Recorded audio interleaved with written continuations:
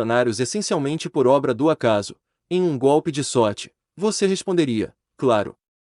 Mas, então, se eu lhe pedisse para citar o nome desses investidores, bem na cara deles, você provavelmente mudaria de ideia. Ao avaliar os outros, atribuir o sucesso à sorte nos faz parecer invejosos e mesquinhos, ainda que saibamos que esse tipo de coisa exista. E, ao avaliarmos a nós mesmos, atribuir o sucesso à sorte pode soar desmoralizante. O economista Bashar Mazumdar mostrou que há uma correlação maior entre a renda de irmãos do que em características como a altura ou peso. Se você é rico e alto, a probabilidade de o seu irmão também ser rico é maior do que a de ele também ser alto.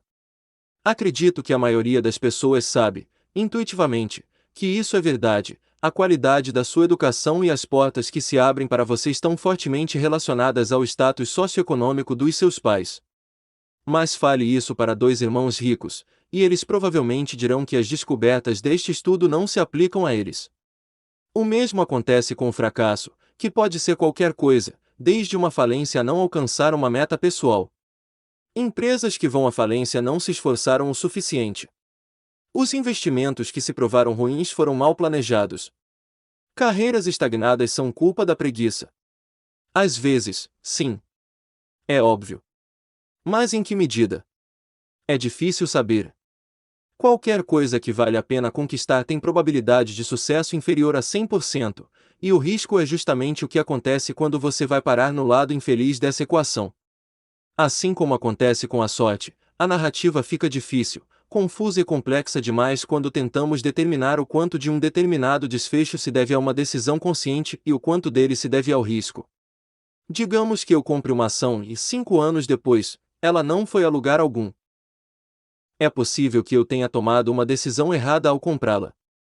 Também é possível que eu tenha tomado uma decisão acertada, que envolvia 80% de chances de lucro, mas acabei indo parar no lado dos infelizes 20%. Como saber qual é qual? Cometi um erro ou apenas vivenciei o risco de forma concreta? É possível medir, estatisticamente, se algumas decisões foram acertadas ou não. Porém, no mundo real, no dia a dia, não fazemos isso. É complicado. Preferimos as histórias simples, que são menos complexas, mas, com enorme frequência, diabolicamente enganosas. Depois de passar anos lidando com investidores e líderes empresariais, percebi que o fracasso do outro em geral é atribuído a más decisões, enquanto os nossos costumam ser atribuídos ao lado sombrio do risco.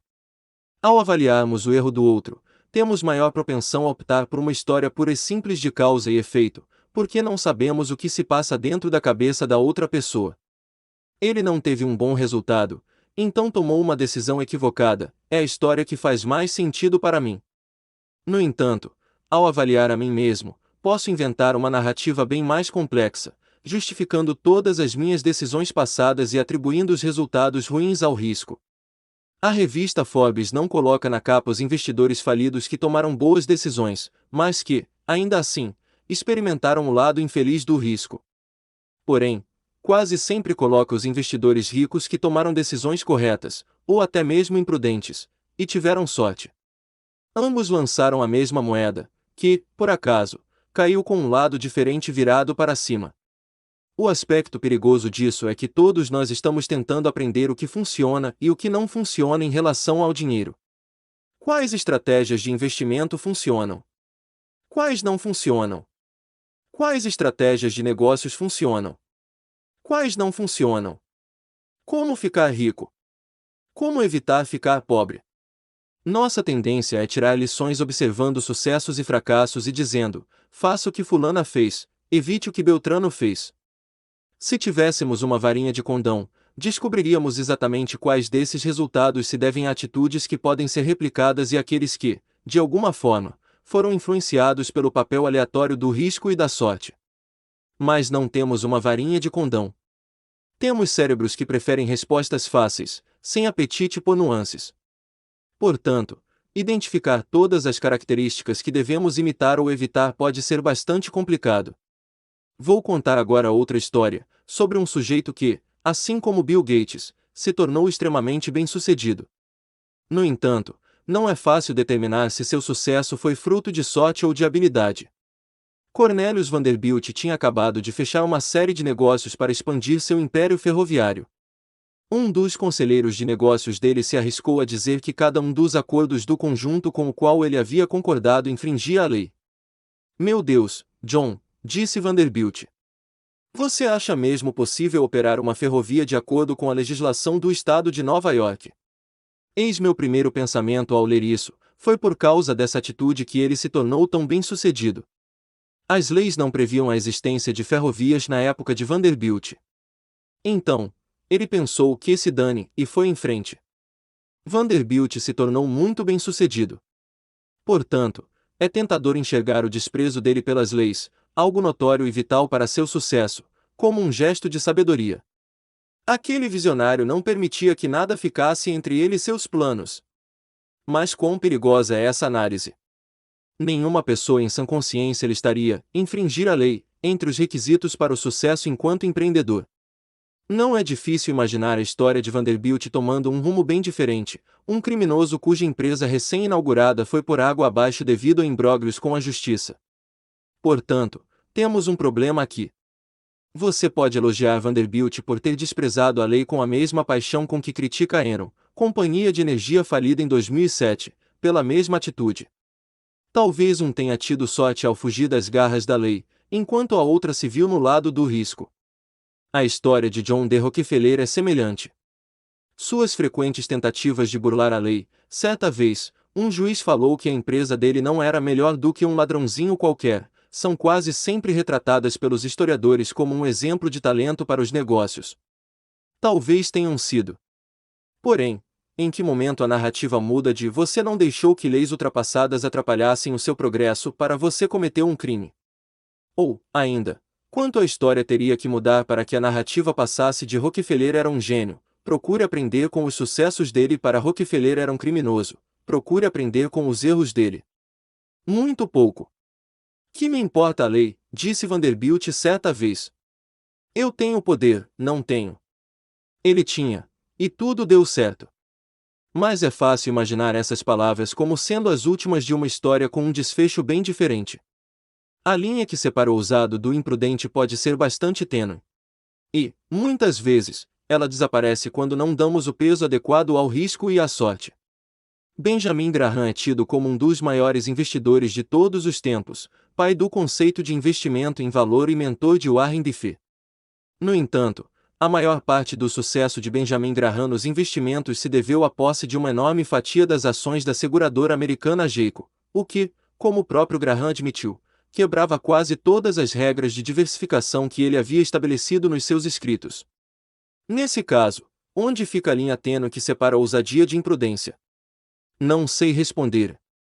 Graham escreveu sobre sua bonança com as ações da Geico, um golpe de sorte ou uma decisão extremamente perspicaz. É possível diferenciar um do outro.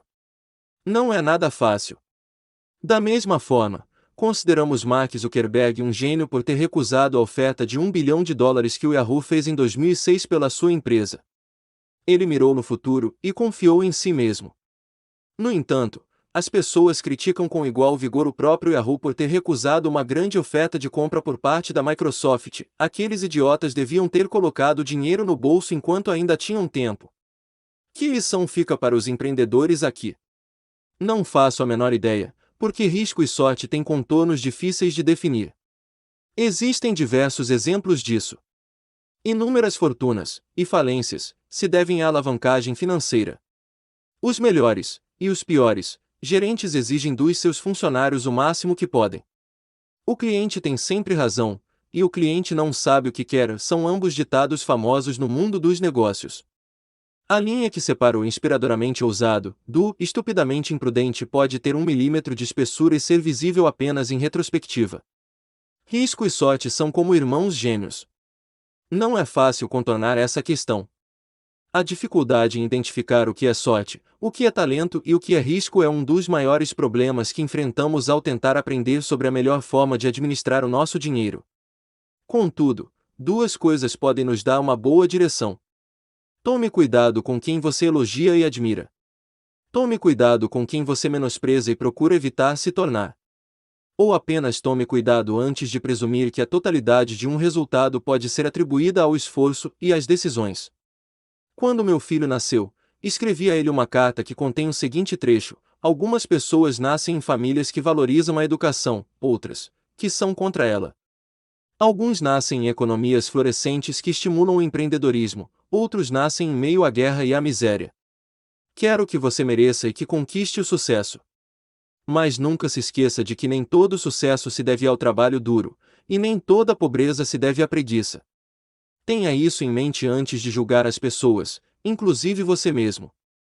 Portanto, concentre-se menos nos indivíduos e nos estudos de casos específicos e mais em padrões gerais. Estudar uma pessoa específica pode ser perigoso, porque temos a tendência de analisar exemplos fora da curva, os bilionários, os CEOs ou os fracassos retumbantes que dominam o noticiário. E, em geral, esses exemplos são os menos aplicáveis a outras situações, dada a complexidade deles. Quanto mais fora da curva o resultado, menor a probabilidade de que você possa aplicar as lições dele à sua vida, porque será maior a probabilidade de o resultado ter sido influenciado por excessos de sorte ou de risco. Ao procurar por padrões gerais de sucesso e fracasso, você vai se aproximar mais de ações que podem ser postas em prática. Quanto mais difundido o padrão, mais aplicável ele pode ser à sua vida.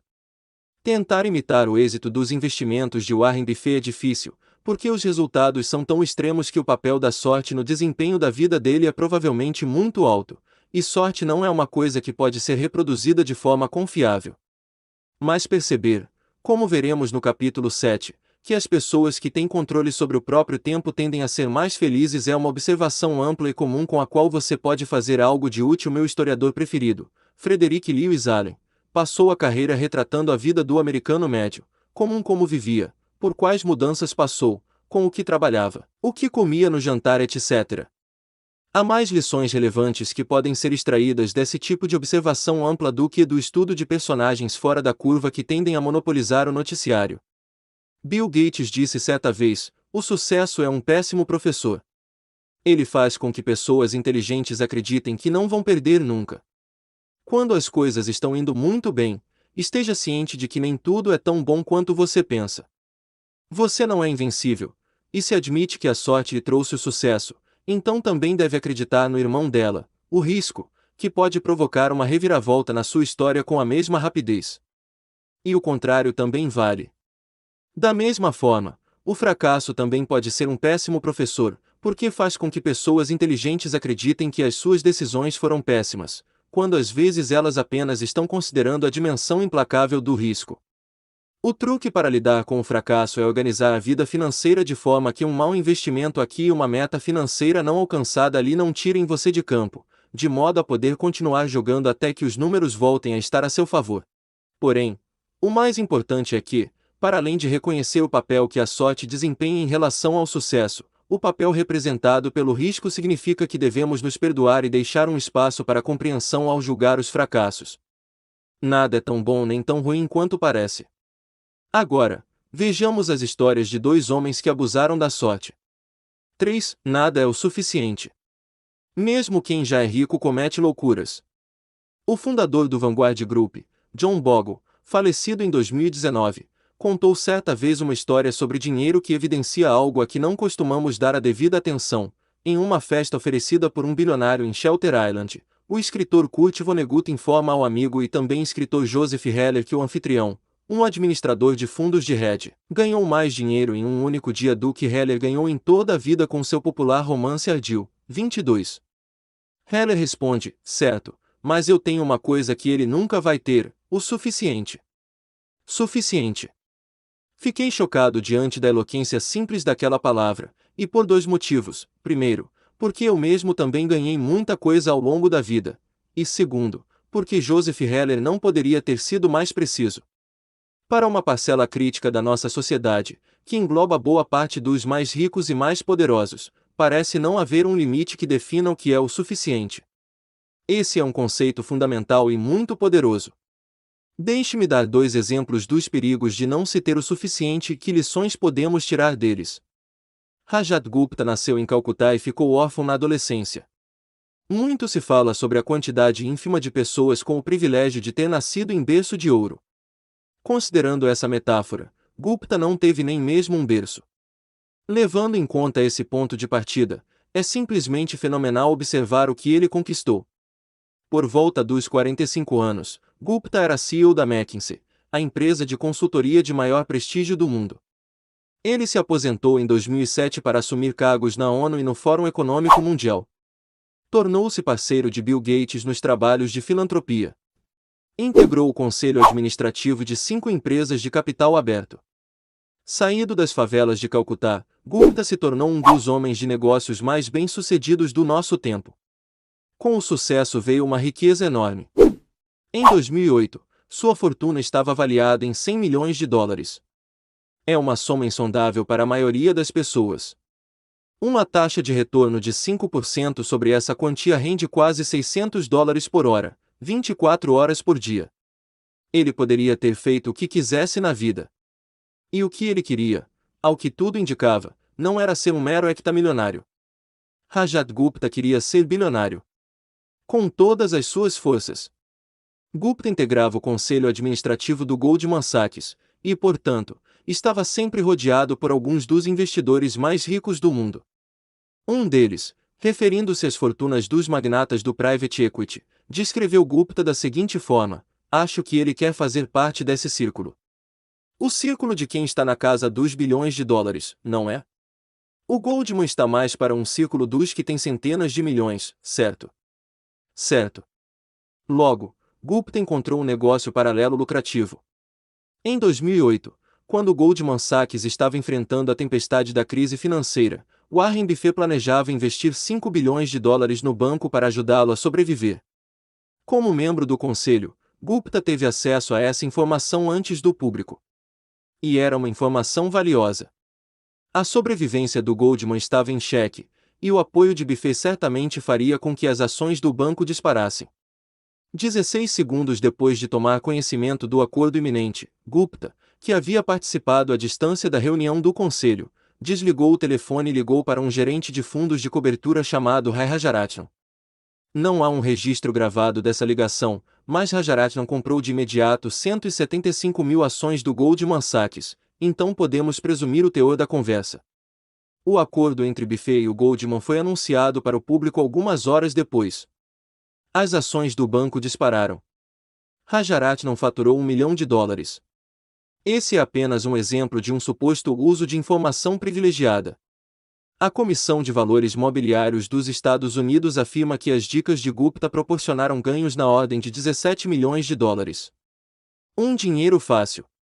E, para os promotores, um caso mais fácil ainda. Gupta e Rajaratnam foram presos por uso de informações privilegiadas, e suas carreiras e reputações foram arruinadas para sempre. Vejamos agora o caso de Bernie Madoff. O crime que ele cometeu é bem conhecido. Madoff é o mais notório operador de esquema Ponzi desde Charles Ponzi em pessoa. Ele enganou investidores por 2 décadas antes que o crime viesse à tona, ironicamente, poucas semanas após a empreitada de Gupta. O que costuma ser esquecido é o fato de que Madoff, assim como Gupta, era mais do que um fraudador. Antes de operar o esquema Ponzi que acabou tornando famoso, ele era um empresário honesto e extremamente bem-sucedido. Madoff era um fazedor de mercado, alguém que conecta compradores e vendedores de ações. E era muito bom nisso. Em 1992, o The Wall Street Journal descreveu a empresa de formação de mercado de Madoff com estas palavras: Madoff ergueu uma corretora de valores bastante lucrativa, a Bernard L. Madoff Investment Securities, responsável por um volume significativo das ações negociadas em Wall Street. Os $740 milhões que em média são negociados eletronicamente todos os dias pela Madoff respondem por cerca de 9% do volume de transações da Bolsa de Nova York.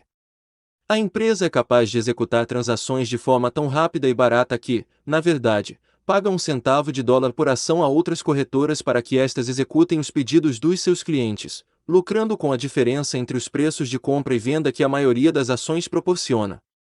Isso não é um jornalista descrevendo de forma incorreta uma fraude prestes a ser descoberta. O negócio de formação de mercado estava dentro da lei. Um ex-funcionário relatou que esse mercado rendia a Madoff entre 25 milhões e $50 milhões por ano. O negócio não fraudulento de Bernie Madoff era um enorme sucesso, qualquer que fosse o parâmetro. Ele o tornou imensa e legitimamente rico. Mas, ainda assim, veio a fraude. A pergunta que devemos fazer a Gupta e a Madoff é por que um indivíduo com uma fortuna na faixa de centenas de milhões de dólares está tão desesperado atrás de mais dinheiro que é capaz de arriscar tudo nessa busca. Os crimes cometidos por aqueles que vivem à margem da sobrevivência são diferentes. Um golpista nigeriano disse certa vez ao The New York Times que se sentia culpado por ter prejudicado outras pessoas, mas que a miséria fazia com que não doesse tanto. O que Gupta e Madoff fizeram é outra coisa.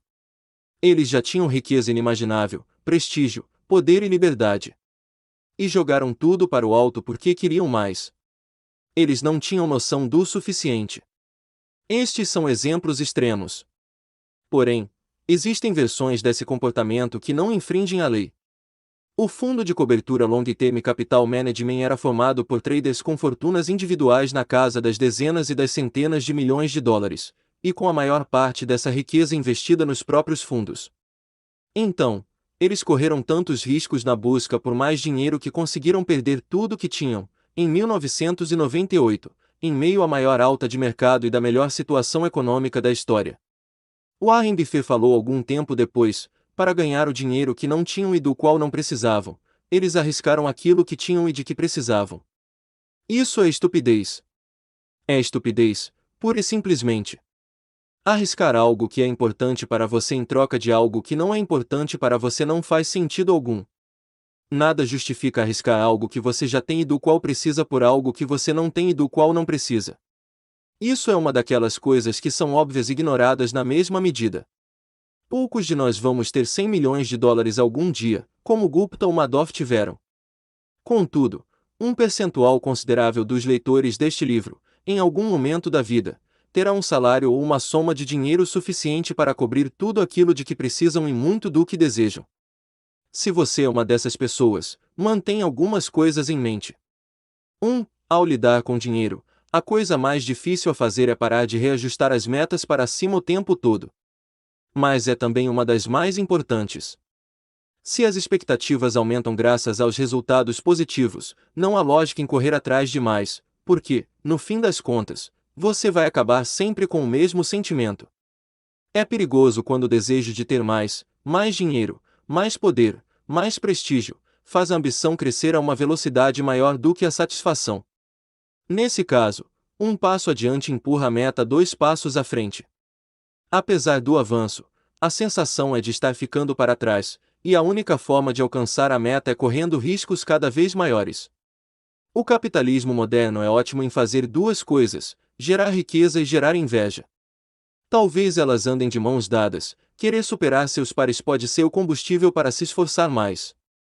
No entanto, a vida não é nada divertida sem um senso de suficiência. A felicidade, como se diz, é o que sobra dos resultados depois de subtraídas as nossas expectativas. 2. A comparação social é a questão. Imagine um jogador de beisebol novato, que receba 500 mil dólares por ano. Não importa o parâmetro adotado, ele é rico.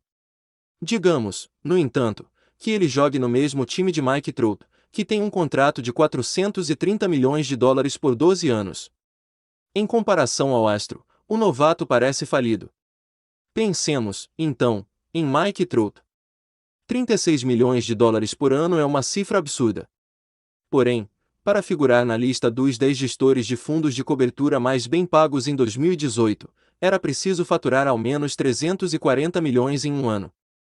É com eles que pessoas como Trout podem comparar suas receitas. E o gestor de fundos de cobertura que ganha 340 milhões por ano se comparar aos 5 maiores gestores de fundos de cobertura, que faturaram 770 milhões ou mais em 2018. Esses gestores de alto escalão podem mirar em pessoas como Warren Buffett, cuja fortuna pessoal cresceu 3,5 bilhões de dólares em 2018. E alguém como Buffett poderia pensar em Jeff Bezos, cujo patrimônio líquido cresceu 24 bilhões em 2018, uma cifra que corresponde a mais dólares por hora do que o jogador de beisebol, rico, ganhou em um ano inteiro. A questão é, o teto da comparação social é tão alto que, em teoria, ninguém jamais será capaz de alcançá-lo. Portanto, É uma batalha que não pode ser vencida. Ou, talvez, a única maneira de vencê-la não envolva lutar, para começo de conversa, mas aceitar que você já tem o suficiente, ainda que seja menos do que os outros ao redor. Todo ano, um amigo meu faz uma peregrinação a Las Vegas. Em uma dessas idas, ele perguntou a um croupier: quais jogos você joga, e em quais cassinos joga? O croupier respondeu, com total seriedade: a única forma de ganhar em um cassino de Las Vegas é sair dele logo depois de entrar. É exatamente assim que funciona o jogo de tentar alcançar as fortunas alheias. 3. Suficiente não é pouco. A ideia de ter o suficiente pode parecer conservadora, desperdiçando oportunidades e potenciais. Eu discordo. Suficiente é perceber que o oposto disso, ter um apetite insaciável por mais, vai levá-lo até o ponto do arrependimento. A única maneira de saber o quanto você aguenta comer é comendo até passar mal. Poucos tentam fazer isso, porque, por melhor que seja a comida, vomitar não compensa. Por alguma razão, essa mesma lógica não é aplicada aos negócios e aos investimentos, e muitos só param de correr atrás de mais quando vão à falência e são forçados a parar. Pode ser algo que só cause mal a você mesmo, como ter uma crise de burnout no trabalho ou alocar recursos em um investimento arriscado que você não tem como bancar, ou, em casos extremos, agir como Rajat Gupta e Bernie Madoff, recorrendo ao roubo porque cada dólar vale a pena, dane-se as consequências.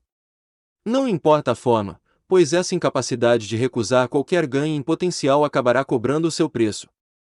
4. Há muitas coisas que não valem a pena arriscar nunca, independentemente do ganho em potencial. Depois de deixar a cadeia, Rajat Gupta disse ao The New York Times que aprenderá uma lição: não se apegue muito a nada, seja a sua reputação, as suas conquistas, a qualquer coisa do tipo. Eu não paro de pensar sobre isso agora. Qual é a importância dessas coisas?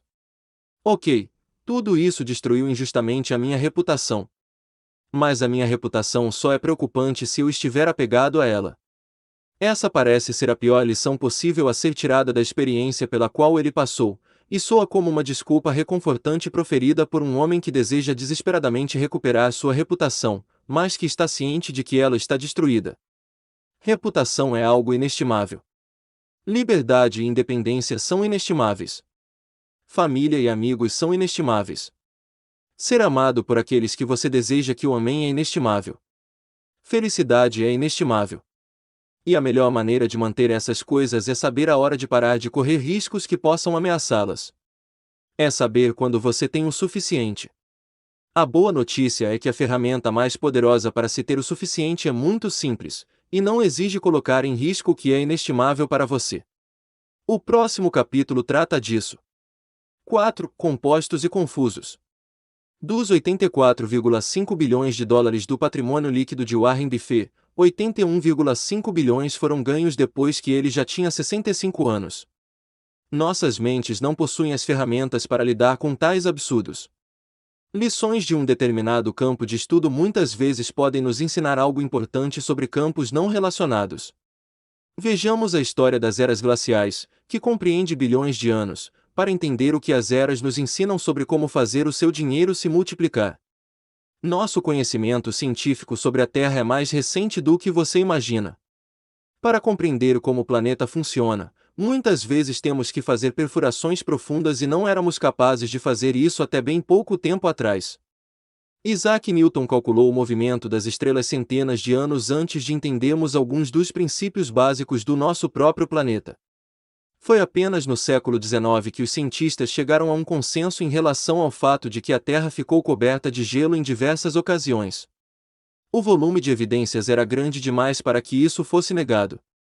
Ao redor de todo o mundo havia impressões digitais de um planeta outrora congelado, pedras imensas que foram parar em locais inesperados, leitos de rocha reduzidos a finas camadas. As evidências deixavam claro que não houvera apenas uma era glacial, mas 5, distintas, que éramos capazes de presumir. A quantidade de energia necessária para congelar o planeta, fazê-lo derreter de volta e congelá-lo mais uma vez é impressionante. O que, afinal, poderia ter causado esses ciclos? Deveria ser a força mais poderosa da Terra. E era. Mas não da maneira que todos imaginavam. Havia diversas teorias sobre por que ocorreram as eras glaciais. Para explicar sua enorme influência na geologia, as teorias eram igualmente grandiosas. Alguns acreditavam que o surgimento das cadeias de montanhas podia ter provocado uma mudança nos ventos capaz de alterar o clima. Outros defendiam a ideia de que o estado natural da Terra seria o gelo, interrompido por grandes erupções vulcânicas que nos aqueciam. Contudo, nenhuma dessas teorias conseguia explicar o ciclo das glaciações. O surgimento de cadeias de montanhas ou algum vulcão enorme poderiam responder por uma era do gelo, mas não pela repetição cíclica de 5. No início do século XX, um cientista sérvio chamado Milutin Milankovic estudou a posição da Terra em relação a outros planetas e formulou a teoria das eras glaciais que hoje sabemos está correta. A atração gravitacional do Sol e da Lua afetam ligeiramente o movimento e a inclinação da Terra em direção ao astro. Durante alguns momentos deste ciclo, que pode durar dezenas de milhares de anos, cada um dos hemisférios da Terra recebe um pouco mais ou um pouco menos de radiação solar do que o normal. E é aí que começa a ficar divertido. A princípio, a teoria de Milankovic presumiu que uma leve inclinação nos hemisférios provocou invernos bastante rigorosos, frios o suficiente para congelar o planeta. Porém, um meteorologista russo chamado Vladimir Koppen se aprofundou no trabalho de Milankovic e descobriu uma nuance incrível. Verões mais frescos, e não invernos mais rigorosos, eram os responsáveis pelo congelamento. Tudo começa quando o verão não é quente o suficiente para derreter a neve do inverno anterior.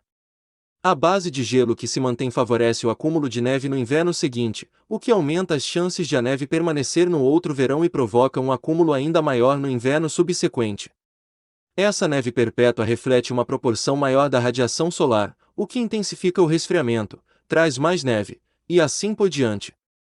Dentro de algumas centenas de anos, uma camada de neve sazonal se transforma em uma camada de gelo continental, e por aí vai. O mesmo acontece no sentido oposto. Uma inclinação orbital que permite a entrada de mais luz solar derrete um volume maior da camada de neve do inverno, ela então passa a refletir menos luz nos anos seguintes, provocando aumento das temperaturas, o que previne a formação de neve no ano seguinte, e assim por diante. Esse é o ciclo. O incrível aqui é que algo tome tamanha proporção a partir de uma mudança relativamente pequena nas condições climáticas. Você começa com uma fina camada de neve que sobrou de um verão mais fresco com o qual ninguém se importaria, e então, em um piscar de olhos em termos geológicos, a Terra inteira está coberta por uma camada de gelo de quilômetros de espessura. Como disse a glaciologista Genvin Schultz, não é, necessariamente, a quantidade de neve que provoca a formação de camadas de gelo, mas o fato de que a neve permaneça, por menor que seja o seu volume. A grande lição da era do gelo é que você não precisa de uma força fora do comum para criar resultados fora do comum. Se algo começa a se compor, se um pequeno crescimento serve como combustível para o crescimento futuro, uma base inicial pode levar a resultados tão extraordinários que parecem desafiar a lógica. Esse desafio à lógica pode ser tão forte que você passa a subestimar o que é possível no fim das contas, de onde vem o crescimento e até onde ele pode levar. Com o dinheiro, funciona da mesma maneira. Existem mais de 2.000 livros que falam sobre como Warren Buffett construiu sua fortuna. Muitos são maravilhosos. Contudo, poucos prestam atenção à coisa mais simples de todas: a fortuna de Buffett não se deve apenas ao fato de ele ser um bom investidor, mas, sim, ao fato de ele ser um bom investidor desde que era, literalmente, criança. Enquanto escrevo essas linhas, o patrimônio líquido de Warren Buffett é de 84,5 bilhões de dólares. Desse total, 84,2 bilhões foram ganhos depois de ele completar 50 anos. E 81,5 bilhões vieram na casa dos 60, quando ele se tornou elegível para a aposentadoria. Warren Buffett é um investidor fenomenal. No entanto, ao vincularmos todo o seu êxito à perspicácia dele em relação a investimentos, deixamos passar um ponto fundamental. Esse ponto é o fato de que ele tem sido um investidor fenomenal há 3/4 de século. Se ele tivesse começado a investir quando estava na casa dos 30 anos e se aposentado aos 60, poucos teriam ouvido falar dele. Façamos um pequeno exercício de imaginação. Buffett começou a investir com seriedade aos 10 anos de idade. Aos 30, ele tinha um patrimônio líquido de 1 milhão de dólares, ou 9,3 milhões em valores de hoje, corrigidos pela inflação. Mas e se ele fosse uma pessoa mais comum, passando a adolescência e seus 20 anos explorando o mundo em busca de suas paixões, e aos 30 seu patrimônio líquido fosse de, digamos, US$ 25.000. E digamos que, mesmo assim, ele tivesse tido os retornos extraordinários que consegue gerar, 22% ao ano, nos seus investimentos, mas tivesse parado de investir e se aposentado aos 60, para jogar golfe e passar mais tempo com os netos. Qual seria uma estimativa aproximada de seu patrimônio líquido hoje? Não seria de 84,5 bilhões de dólares. Seria de 11,9 milhões. Ou seja, 99,9% menos do que o patrimônio líquido real dele. Em termos práticos, todo o sucesso monetário de Warren Buffett pode ser vinculado à base financeira que ele construiu na adolescência e à longevidade que ele manteve durante a terceira idade. Sua habilidade é saber investir, mas seu segredo é o tempo. É assim que a composição funciona. Vejamos isso de outra forma. Buffett é o investidor mais rico de todos os tempos.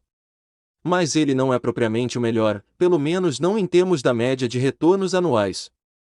Jim Simons, chefe do fundo de hedge Renaissance Technologies, tem ganhos a uma taxa de 66% ao ano desde 1988. Ninguém chega perto desse recorde. Como acabamos de ver, Buffett acumula cerca de 22% ao ano, um terço desse valor. Enquanto escrevo, o patrimônio líquido de Simons é de 21 bilhões de dólares. Ele é, e eu sei o quanto isso soa ridículo, dados os números com os quais estamos lidando, 75% menos rico do que Buffett. Por que a diferença, se Simons é um investidor melhor? Por que Simons só assumiu esse ritmo de investimento depois dos 50 anos? Ele teve menos da metade do tempo que Buffett para fazer seus investimentos renderem. Se James Simons viesse mantendo seu percentual anual de retorno de 66% por 70 anos, que é o período em que Buffett construiu sua riqueza, a fortuna dele seria de, por favor, respire fundo, 63 quintilhões 904 trilhões 781 trilhões 780 bilhões 748 milhões 160 mil dólares. Essa cifra é impressionante e inacreditável. Mas é fato que coisas que parecem ser pequenas mudanças nas premissas de crescimento podem levar a números impressionantes e inacreditáveis. Assim, quando estamos estudando os motivos pelos quais algo se tornou tão poderoso, seja porque uma era do gelo se formou ou porque Warren Buffett é tão rico, com frequência ignoramos os principais fatores que impulsionam o sucesso. Já ouvi muitas pessoas dizerem que, quando viram uma tabela de juros compostos pela primeira vez, ou ouviram uma daquelas histórias sobre como você teria bem mais dinheiro ao se aposentar se começasse a economizar na casa dos 20, em vez de fazê-lo na dos 30, aquilo provocou uma mudança na vida delas. Mas, provavelmente, não. O que talvez aquilo tenha provocado foi uma surpresa, porque, intuitivamente, os resultados não pareciam estar certos. O pensamento linear é bem mais intuitivo do que o pensamento exponencial. Se eu pedir que você calcule de cabeça 8 mais 8 mais 8 mais 8 mais 8 mais 8 mais 8 mais 8 mais 8, você pode fazer isso em alguns segundos, dá 72. Só que se eu pedir que você calcule 8 multiplicação 8 multiplicação 8 multiplicação 8 multiplicação 8 multiplicação 8 multiplicação 8 multiplicação 8 multiplicação 8, sua cabeça vai entrar em parafuso, dá 134.217.728. A IBM desenvolveu um disco rígido de 3,5 MB na década de 1950. Na década de 1960, as coisas começaram a passar para algumas dezenas de megabytes. Na década seguinte, o Winchester da IBM tinha 70 megabytes. Então, os discos ficaram exponencialmente menores em termos de tamanho, mas com maior capacidade de armazenamento. Um PC típico do início da década de 1990 tinha de 200 a 500 megabytes. E então, boom! A coisa toda disparou. 1999, o iMac, da Apple, passou a vir com um disco rígido de 6 GB. 2003, 120 GB no Power Mac. 2006, 250 GB no novo iMac. 2011, o primeiro disco rígido de 4 TB. 2017, discos rígidos de 60 TB. 2019, discos rígidos de 100 TB. Recapitulando, de 1950 a 1990, ganhamos 296 megabytes.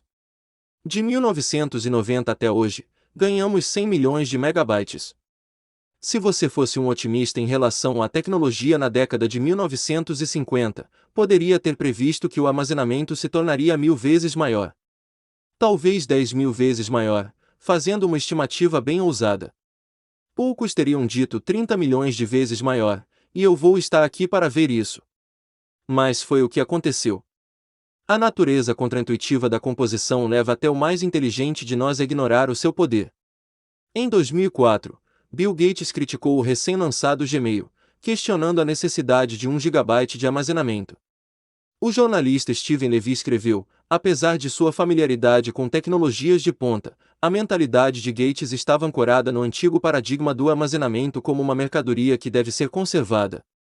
As pessoas nunca se acostumam com a rapidez com a qual as coisas mudam. O perigo aqui é que, quando a composição não é intuitiva, nós muitas vezes ignoramos o seu potencial e nos concentramos em outras formas de solucionar os problemas. Não porque estejamos racionalizando demais, mas porque quase nunca paramos para refletir sobre o potencial da composição. Nenhum dos 2.000 livros que esmiuçam o sucesso de Buffett é intitulado Esse cara tem investido consistentemente durante 3/4 de século. Mas sabemos que essa é a chave para a maior parte do sucesso dele. Essa matemática só é difícil de ser assimilada pelo fato de não ser intuitiva. Existem livros sobre ciclos econômicos, estratégias de negociação e apostas setoriais. No entanto, o livro mais poderoso e importante deveria se chamar Cale a Boca e Espere. Teria apenas uma página, com um gráfico de crescimento econômico de longo prazo. Em termos práticos, a conclusão é que a natureza contraintuitiva da composição pode ser responsável pela maior parte das negociações frustradas, das estratégias ruins e das tentativas de investimento bem-sucedidas. Não se pode culpar as pessoas por dedicar todo o seu esforço, de fazer e de aprender, para tentarem obter os retornos mais altos nos seus investimentos. Intuitivamente, parece a forma mais certa de enriquecer. No entanto, obter os retornos mais altos não faz com que um investimento seja obrigatoriamente bom, porque os retornos mais altos tendem a ser sucessos únicos que não se repetem. Um bom investimento está relacionado à obtenção de retornos excelentes que podem ser mantidos e repetidos por um longo período. É nesses casos que a composição faz o seu melhor. O oposto disso, obter retornos altíssimos que não podem ser mantidos, provoca histórias trágicas. Vamos ver algumas delas no capítulo seguinte. 5. Ficar rico versus continuar rico. Um bom investimento não tem a ver necessariamente com tomar boas decisões, mas, sim, com ser consistente em não errar. Há 1 milhão de formas de ficar rico e um monte de livros sobre como fazer isso. Mas só existe uma forma de continuar rico, um misto de frugalidade e paranoia. E esse é um assunto que não é debatido com frequência. Vamos começar com uma breve história sobre 2 investidores que nunca chegaram a se conhecer, mas cujos caminhos se cruzaram de uma forma interessante quase um século atrás. Jesse Livermore foi o maior operador de ações da sua época. Nascido em 1877, ele se tornou um operador profissional antes mesmo que a maioria das pessoas soubesse que essa atividade existia. Aos 30 anos, a fortuna dele era equivalente a 100 milhões de dólares em valores atualizados. Em 1929, Jesse Livermore havia se tornado um dos investidores mais famosos do mundo. A quebra da Bolsa de Nova York, naquele ano, marcou o início da Grande Depressão e consolidou seu legado na história. Mais de 1/3 do valor do mercado de ações evaporou no intervalo de uma semana do outubro de 1929, cujos dias foram posteriormente chamados de Segunda-feira Negra, Terça-feira Negra e Quinta-feira Negra. Dorothy, a esposa de Livermore, temeu o pior quando seu marido voltou para casa no dia 29 de outubro. Relatos de que especuladores de Wall Street estariam cometendo suicídio tinham começado a se espalhar em Nova York. Ela e seus filhos receberam Jesse à porta de casa aos prantos, enquanto a mãe dela estava tão perturbada que se fechou em um quarto e começou a gritar. Jesse, de acordo com o biógrafo Tom Rubiton, ficou confuso por um instante, até perceber o que estava acontecendo. Ele então deu a notícia para a família. Em um golpe de genialidade e de sorte, ele havia feito uma série de vendas a descoberto, na aposta de que o preço das ações ia despencar. Quer dizer que não estamos falidos? Perguntou Dorothy. Não, querida. Esse foi o meu melhor dia de transações de todos os tempos. Estamos absurdamente ricos e podemos fazer o que tivermos vontade, respondeu Jesse. Dorothy correu até a mãe e disse que ela podia parar de gritar. Em um único dia, Jesse Livermore ganhou o equivalente a mais de 3 bilhões de dólares. Durante um dos piores meses da história do mercado de ações, ele se tornou um dos homens mais ricos do mundo. Enquanto a família de Livermore comemorava seu sucesso improvável, outro homem vagava pelas ruas de Nova York em desespero. Abraham Germansky era um incorporador imobiliário multimilionário que havia feito fortuna durante a agitada década de 1920. Diante do boom econômico, ele fez o que praticamente todos os nova-iorquinos de sucesso fizeram no final dos anos 1920, apostou pesado no crescente mercado de ações. Em 26 de outubro de 1929, o The New York Times publicou um artigo que, em 2 parágrafos, retratava um final trágico. Bernard H. Sandler, advogado situado no número 225 da Broadway, foi contactado na manhã de ontem pela Sra. Abraham Germansky, de Mount Vernon, que pedia ajuda para encontrar o marido, desaparecido desde a manhã de quinta-feira. Germansky, que tem 50 anos e é operador imobiliário no lado leste da cidade, havia investido pesadamente em ações, segundo Sandler. Ainda de acordo com Sandler, uma amiga da Sra. Germansky disse ter visto o marido dela na noite de quinta-feira perto da Bolsa de Valores, na Wall Street. De acordo com o informante, o Sr. Germansky estava rasgando uma tira de fita telegráfica e jogando os pedaços pela calçada enquanto andava em direção a Broadway. E, até onde sabemos, foi esse o fim de Abraham Germansky. Há um contraste aqui. A quebra da Bolsa de Nova York, ocorrida em outubro de 1929, fez de Jesse Livermore um dos homens mais ricos do mundo, e, ao mesmo tempo levou Abraham Germansky à ruína, tendo talvez lhe custado a vida. Mas avancemos 4 anos, e essas duas histórias se cruzam de novo. Depois do golpe de sorte em 1929, Livermore, transbordando de confiança, começou a fazer apostas cada vez maiores. Ele acumulou dívidas, foi arrastado para um estado de tensão além do que conseguia suportar e acabou perdendo tudo na bolsa. Falido e envergonhado, o homem desapareceu por 2 dias em 1933. Sua esposa o procurou.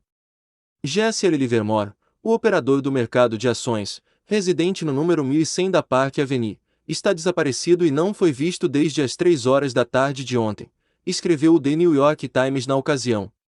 Ele reapareceu, mas seu destino estava traçado.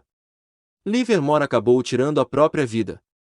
As circunstâncias não foram as mesmas, mas Germansky e Livermore tinham um traço de personalidade em comum. Ambos eram muito bons em ficar ricos e igualmente ruins em continuar ricos. Ainda que rico não seja uma palavra que você usaria para descrever a si mesmo, as lições da frase a seguir se aplicam a todos, em todos os graus de rendimento. Ganhar dinheiro é uma coisa. Mantê-lo é outra.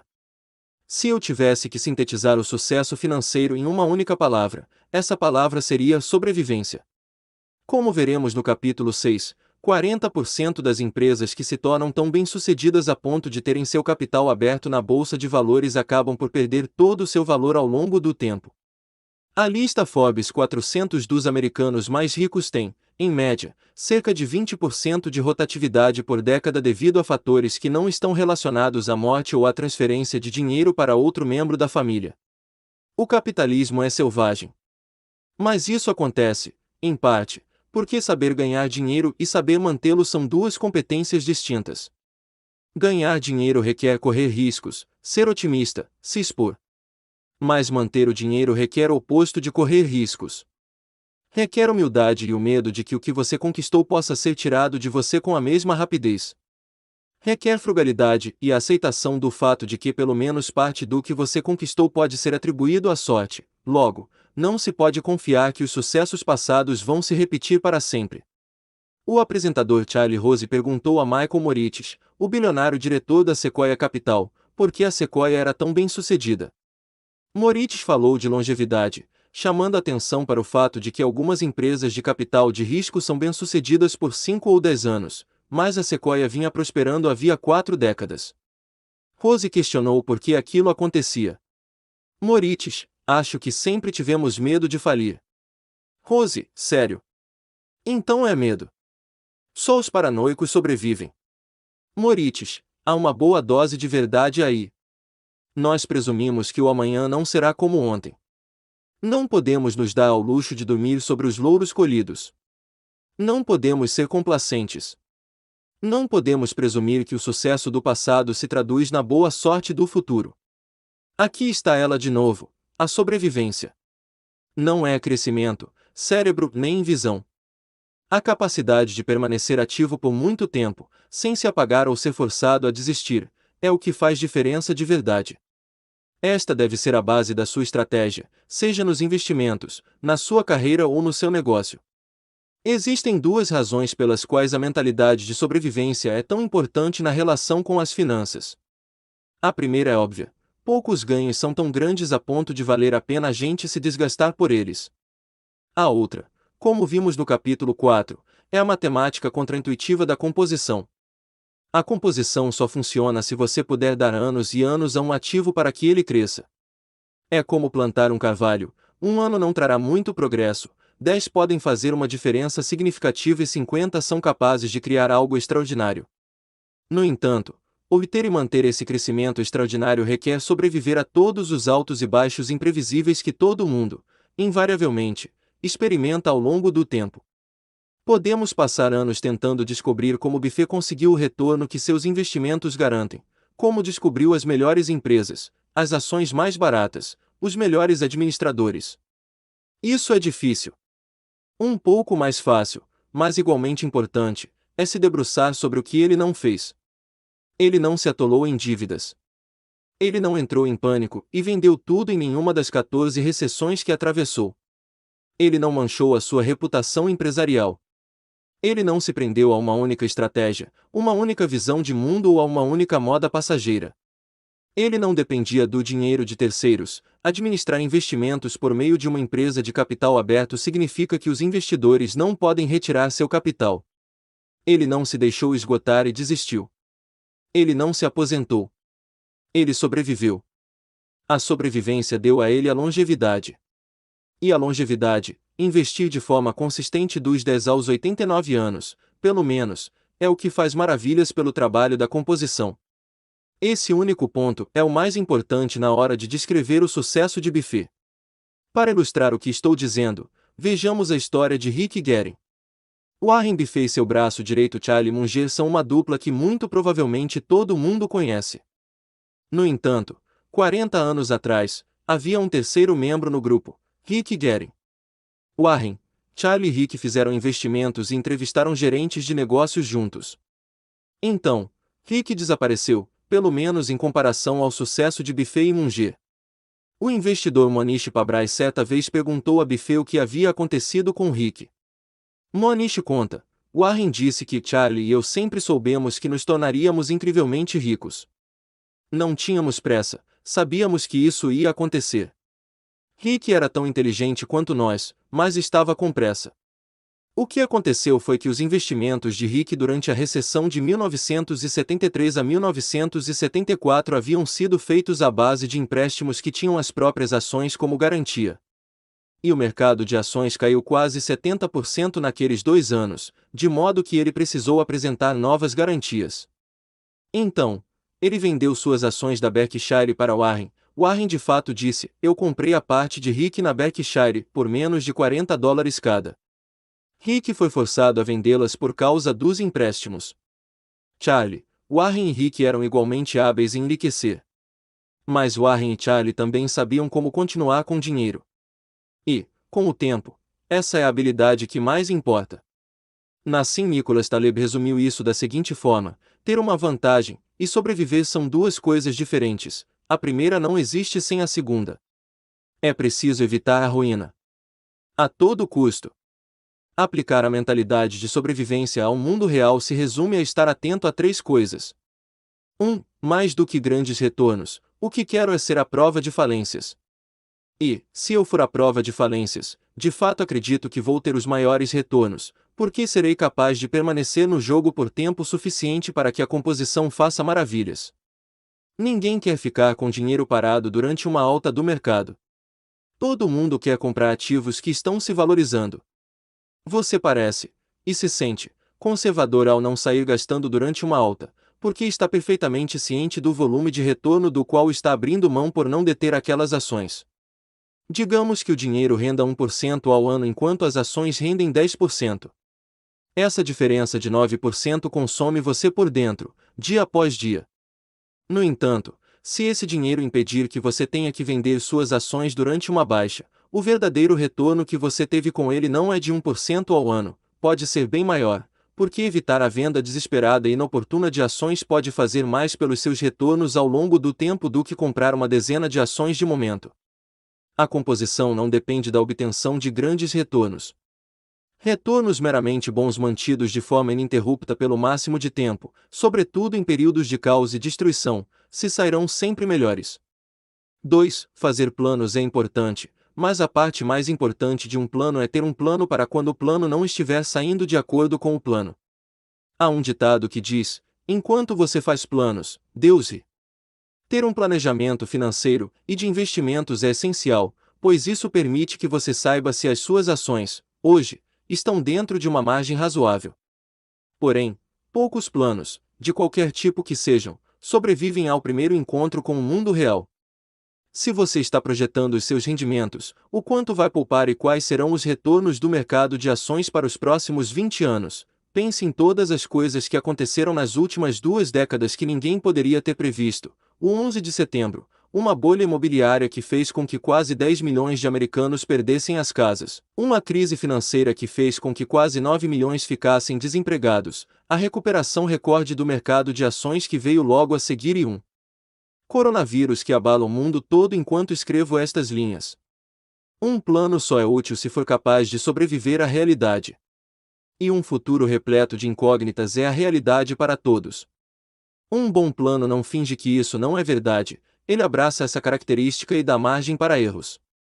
Quanto mais você depende de aspectos específicos para que um plano seja verdadeiro, mais frágil se torna a sua vida financeira.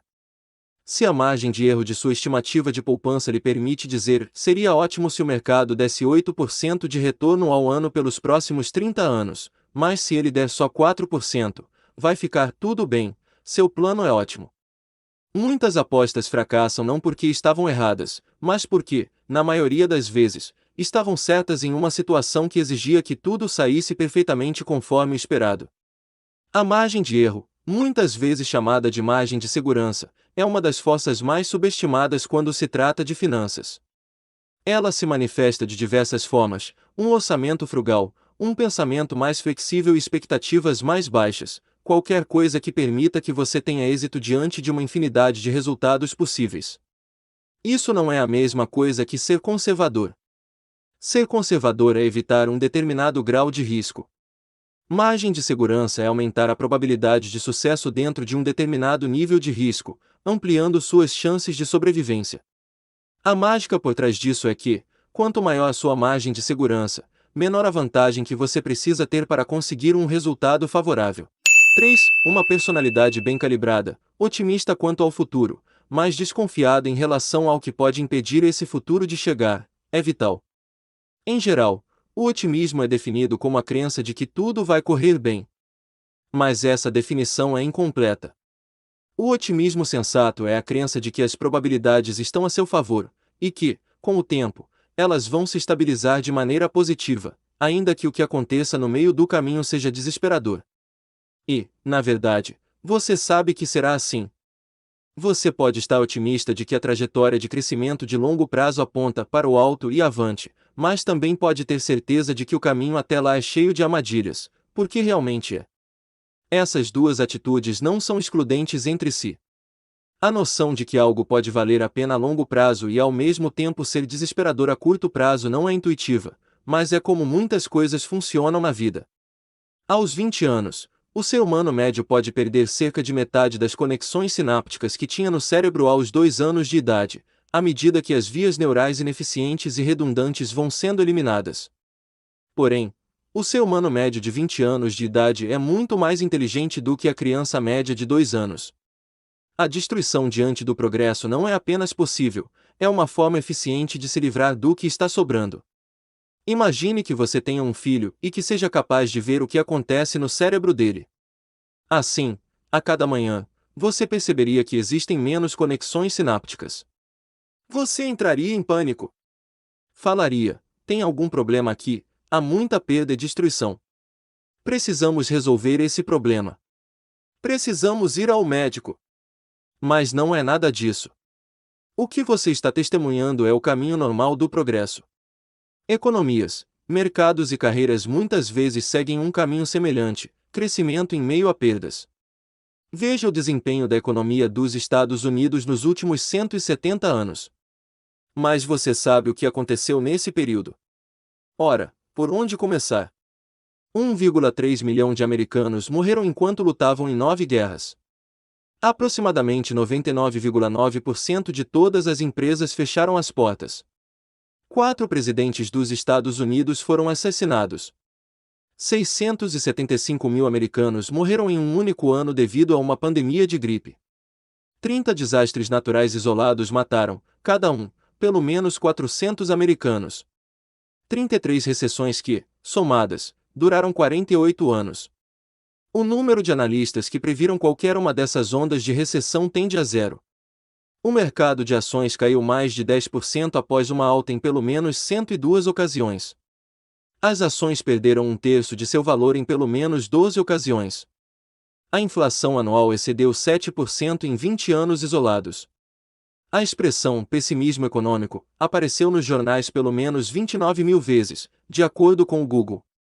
O padrão de vida dos americanos aumentou 20 vezes nesses 170 anos, mas mal se passou um dia sem motivos palpáveis para o pessimismo. É complicado sustentar uma mentalidade paranoica e otimista ao mesmo tempo, porque ver as coisas como preto no branco é mais fácil do que aceitar nuances. No entanto, você precisa paranoia de curto prazo para mantê-lo vivo por tempo suficiente para explorar o otimismo a longo prazo. Jesse Livermore descobriu isso da maneira mais difícil. Ele associou bons tempos ao fim de tempos ruins. Ficar rico fez com que ele achasse que continuar rico era inevitável, e que ele era invencível. Depois de ter perdido quase tudo, refletiu: às vezes, penso que nenhuma lição é mais valiosa a qualquer especulador do que aprender a não deixar o sucesso subir a cabeça. As derrocadas de muitas pessoas brilhantes podem ser atribuídas diretamente ao fato de o sucesso ter subido a cabeça delas. É um mal que cobra seu preço, disse ele, em todos os lugares, para todas as pessoas. A seguir, veremos outro motivo pelo qual o crescimento diante da adversidade é tão difícil de ser compreendido. 6. Devagar e sempre. Você pode estar errado metade das vezes, e ainda assim, ficar milionário. Eu venho batendo nessa tecla há 30 anos. Acho que a conta é simples: alguns projetos dão certo, outros, não. Não tem motivo algum para ficar insistindo em um deles. Só passe para o próximo. Brad Pitt, ao receber o Screen Actors Guild Award. Heinz Berggruen fugiu da Alemanha nazista em 1936. Ele se estabeleceu nos Estados Unidos, onde estudou literatura na Universidade da Califórnia, em Berkeley. Segundo a maioria dos relatos, ele não parecia ser particularmente promissor durante a juventude. No entanto, na década de 1990, Berggruen havia se tornado um dos negociantes de arte mais bem-sucedidos de todos os tempos. Em 2000, Berggruen vendeu parte da sua enorme coleção de Picassos, Braques, Kleis e Matisses ao governo alemão por mais de 100 milhões de euros. Era um valor tão baixo que os alemães efetivamente consideraram aquilo uma doação. O valor de mercado da coleção estava bem acima de US$ 1 bilhão. É impressionante que uma pessoa tenha sido capaz de formar uma coleção tão repleta de obras-primas. A arte é mesmo subjetiva. Como alguém conseguiu prever, com tanta antecedência, quais seriam as obras mais cobiçadas do século? Alguém poderia dizer que é habilidade. Ou, então, sorte. A firma de investimentos rurais em Rissat tem uma terceira explicação. E ela é muito relevante para os investidores. Grandes investidores compraram vastas quantidades de obras de arte, escreve a empresa. Alguns subconjuntos dessas coleções provaram ser excelentes investimentos, e foram mantidos por um período longo bastante para permitir que o retorno do portfólio convergisse em direção ao retorno dos melhores elementos dele. É simplesmente isso. Grandes negociantes de arte operam como fundos de índice. Eles compram tudo o que podem. E compram portfólios, não peças individuais de que gostaram. Em seguida, eles sentam e esperam até que alguns vencedores apareçam. É simplesmente isso. É provável que 99% das obras de arte que colecionadores como Berggruen adquiriram ao longo da vida tenham acabado se mostrando de pouco valor. Mas isso não importa muito se o 1% restante for composto por obras de artistas como Picasso. Berggruen podia estar errado na maioria das vezes, e ainda assim, está absolutamente certo. Muitas situações nos negócios e nos investimentos funcionam dessa forma. Caudas longas, os extremos mais distantes de uma sequência de resultados, exercem uma influência enorme nas finanças, quando um pequeno número de eventos acaba sendo responsável pela maioria dos resultados. Pode ser difícil processar isso, mesmo quando você entende de matemática. É contraintuitivo que um investidor possa estar errado metade das vezes, e ainda assim, ficar milionário. Isso mostra que subestimamos como é normal a maioria das coisas não dar certo. E como, por sua vez, reagimos exageradamente quando elas dão. A animação Vaporwave, de 1928, a primeira aparição de Mickey Mouse, colocou o Walt Disney no mapa. Já o sucesso nos negócios foi outra história. O primeiro estúdio de Disney faliu. Seus filmes eram absurdamente caros de produzir e financiados em condições estapafúrdias. Em meados da década de 1930, Disney já havia produzido mais de 400 desenhos animados. A maioria era de curtas, a maioria era adorada pelos espectadores e a maioria causou prejuízos astronômicos. A Branca de Neve e os Sete Anões mudou tudo. Os 8 milhões de dólares que o desenho faturou nos primeiros 6 meses de 1938 estavam em uma ordem de grandeza maior do que qualquer outra coisa que a empresa já havia ganhado. Aquilo transformou os estúdios de Walt Disney. Todas as dívidas da empresa foram sanadas. Funcionários importantes receberam bônus e tiveram seus contratos renovados. A empresa adquiriu um novo estúdio de última geração em Burbank, onde permanece até hoje. Um Oscar fez Walt Disney passar de mero famoso a celebridade. Em 1938, ele havia produzido várias centenas de horas de filme. Porém, em termos de negócios, os 83 minutos de Branca de Neve eram tudo o que importava. Qualquer coisa que seja enorme, lucrativa, famosa ou influente é o resultado de um evento de cauda, um evento distante entre milhares ou milhões de outros eventos. E a maior parte da nossa atenção é desviada para coisas enormes, lucrativas, famosas ou influentes. Quando a maior parte daquilo a que prestamos atenção é resultado de um evento de cauda, é fácil esquecer quão raros e poderosos eles são. Algumas indústrias movidas a eventos de cauda são óbvias. O capital de risco, por exemplo. Se uma sociedade de capital de risco faz 50 investimentos, ela provavelmente espera que metade deles dê errado, que 10 se saiam muito bem e 1 ou 2 sejam maravilhas que respondam por 100% dos retornos do fundo. A Correlation Ventures já fez essas contas. Dos mais de 21 mil financiamentos de risco de 2004 a 2014, 65% perderam dinheiro. 2,5% tiveram um rendimento de 10 a 20 vezes.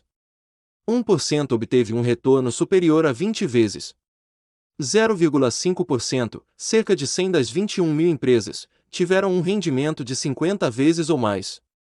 É daí que vem a maior parte dos retornos nesse setor. Muita gente pode pensar que é isso que torna o capital de risco tão arriscado. E todos que investem em sociedades de capital de risco estão cientes disso. A maioria das startups dá errado, e a gentileza do mundo só comporta alguns mega-sucessos. Quem deseja retornos mais seguros, previsíveis e estáveis deve investir em grandes empresas de capital aberto. Pelo menos é assim que a maioria pensa. Mas lembre-se de que a cauda orienta tudo. Ao longo do tempo, a distribuição do sucesso entre ações de grandes empresas não é tão diferente assim do capital de risco. A maioria das empresas de capital aberto fracassa, algumas se saem bem e outras se tornam vencedoras extraordinárias, respondendo pela maior parte dos retornos do mercado de ações. Certa vez, o JP Morgan Asset Management publicou a distribuição de lucros do Russell 3000 Index, uma ampla coleção de empresas de capital aberto, desde 1980. 40% das ações que compõem o Russell 3000 perderam ao menos 70% do seu valor e jamais se recuperaram. Em termos reais, todo o retorno do índice veio de 7% das empresas que o compõem, que tiveram desempenho superior em pelo menos 2 desvios padrão. Esse é o tipo de coisa que você espera do capital de risco. Mas foi o que aconteceu dentro de um índice diversificado e previsível. A sina da maioria das empresas de capital aberto não poupa nenhum setor. Mais da metade de todas as empresas de capital aberto de tecnologia e telecomunicações perdem a maior parte do seu valor e nunca se recuperam. Mesmo entre empresas de serviços públicos, a taxa de fracasso é superior a 1 em 10. O interessante é que você precisa ter alcançado certo nível de sucesso para se tornar uma empresa de capital aberto e passar a integrar o Russell 3000. Ele é composto por empresas já estabelecidas, não por startups. E, mesmo assim, a maioria tem a expectativa de vida medida em anos, não décadas. Vejamos por exemplo uma dessas empresas, a produtora Carolco, esse integrante do Russell 3000 Index. A Carolco produziu alguns dos filmes de maior sucesso das décadas de 1980 e 1990, incluindo os 3 primeiros da série Rambo, O Exterminador do Futuro 2, Instinto Selvagem e O Vingador do Futuro. A empresa abriu seu capital em 1987. Foi um triunfo estrondoso, e produziu sucesso atrás de sucesso. A receita gerada em 1991 foi de $500 milhão, obtendo uma capitalização de mercado de 400 milhões, muito dinheiro na época, sobretudo para um estúdio de cinema. E, então, faliu. Os sucessos de bilheteria pararam, projetos de grande orçamento fracassaram, e, em meados da década de 1990, a Carolco tinha ficado para trás. Ela decretou falência em 1996. As ações caíram a zero. Uma perda catastrófica, que 4 em cada 10 empresas de capital aberto experimentam em algum momento. A história da Carolco é digna de ser contada não por ser única, mas por ser corriqueira. Eis a parte mais importante disso: o Russell 3000 cresceu mais de 73 vezes desde 1980. Um retorno espetacular. Isso, sim, é sucesso. 40% das empresas do índice efetivamente fracassaram. Mas os 7% que tiveram um desempenho extremamente bom foram mais do que suficientes para compensar os fracassos. Da mesma forma que Heidelberg, mas com a Microsoft e o Walmart em vez de Picasso e Matisse. Não apenas umas poucas empresas respondem pela maior parte do retorno de mercado, como há ainda mais eventos de cauda na dinâmica interna dessas empresas.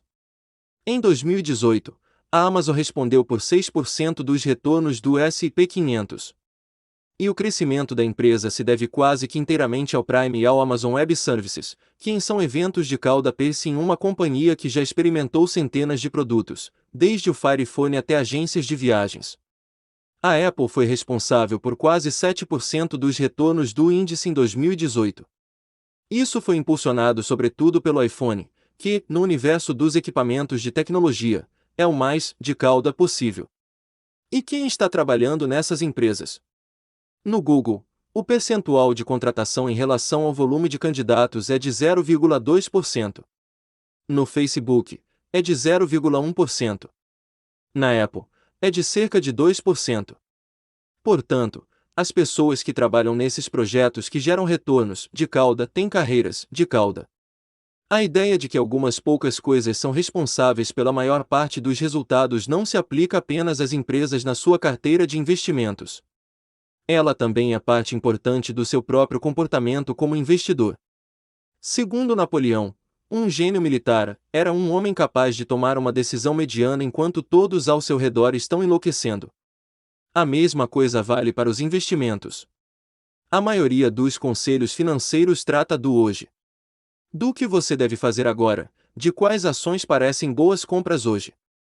Mas na maioria das vezes, o hoje não é tão importante. Ao longo da sua vida como investidor, as decisões que você toma hoje, amanhã ou na semana que vem não importam tanto quanto o que você faz durante o pequeno número de dias, provavelmente 1% do tempo ou menos, em que todos os outros ao seu redor estão enlouquecendo. Vejamos o que aconteceria se você economizasse $1 por mês de 1900 a 2019. Você poderia investir aquele $1 em qualquer bolsa de valores dos Estados Unidos todos os meses, faça chuva ou faça sol. Não importa se os economistas estão alardeando que há uma recessão a caminho ou que o mercado de ações vai despencar. Você simplesmente continua investindo. Vamos chamar a investidora que adota essa postura de Sui. No entanto, investir durante uma recessão pode ser assustador demais.